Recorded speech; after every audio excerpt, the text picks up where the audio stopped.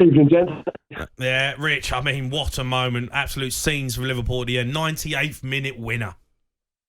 It is incredible, and I've lost count of the amount of times we've done that under Jurgen Klopp. You know, Everton comes to mind, that goal that Origi scored off the crossbar. There's been numerous times that's happened, and I remember right at the back of, right at the start of Klopp's reign when we got a late equaliser against West Brom, and we got a load of criticism because Klopp and the players went down to the Kop end and they were celebrating with the fans.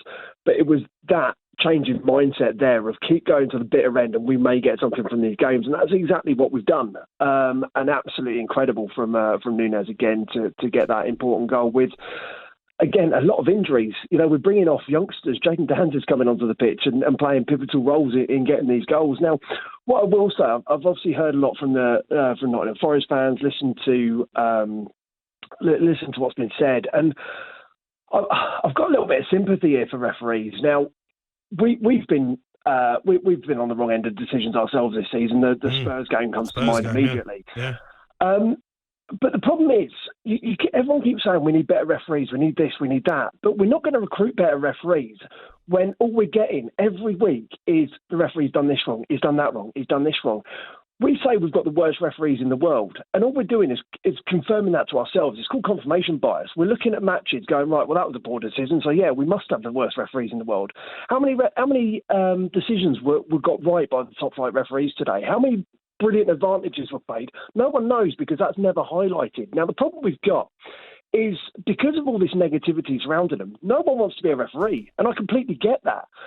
And when you turn it into sort of footballing terms, you look at San Marino, they are one of the worst footballing nations in the world. Why? Because they're small. They haven't got the pool of players to choose from to make them better.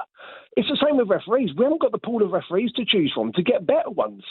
So what we're doing, we're promoting the best ones that we got, but how many potential referees are we shutting out of the game and not allowing to promote through because of the abuse and the stick they're getting based off. Yeah, Rich, they do. I think they get 150 grand a year. To be fair, so no, if you get 150 grand anywhere, any other job, you're going to get criticised if you get things wrong. Completely get that. But what I'm saying is, they're getting 150 grand because they're the best of the bunch that we've got.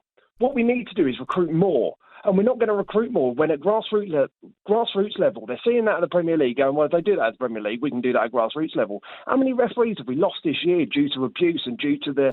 No, you're right. You know, they've tried, Richard, they've tried to change that rule where you crowd the referee out, and they've tried to get the abuse that the managers shout on. They've tried to knock that out. But this is my take on it, and I'm not ref bashing.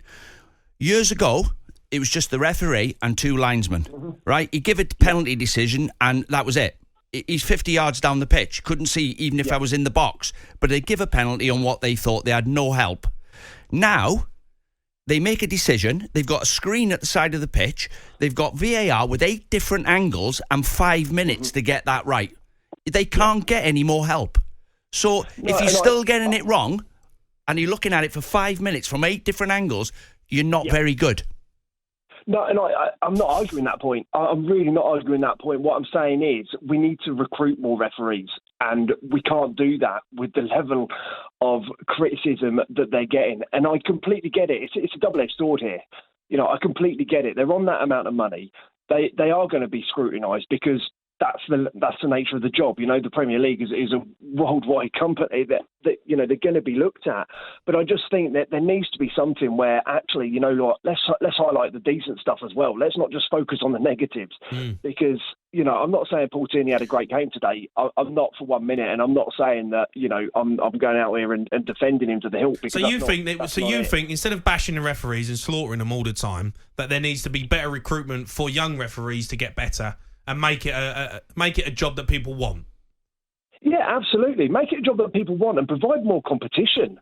You know, why do clubs recruit the best second goalkeeper they can? It's to push the first one on. Do you know what I mean? We're not doing that with referees. We haven't got that level of competition coming through because we just can't recruit them. So let's sort of start highlighting some of the more positive aspects of it. I'm not saying let's get rid of the criticism because it deserves to be there at times, but let's highlight some of the better aspects of it as well. Well, at least you've got a plan, Richard. Yeah, to be fair to you, it's a good argument. You make really. a good argument. You make a good point. Spoken like a referee. On AM on DAB via the talkSPORT app and on your smart speaker. talkSPORT.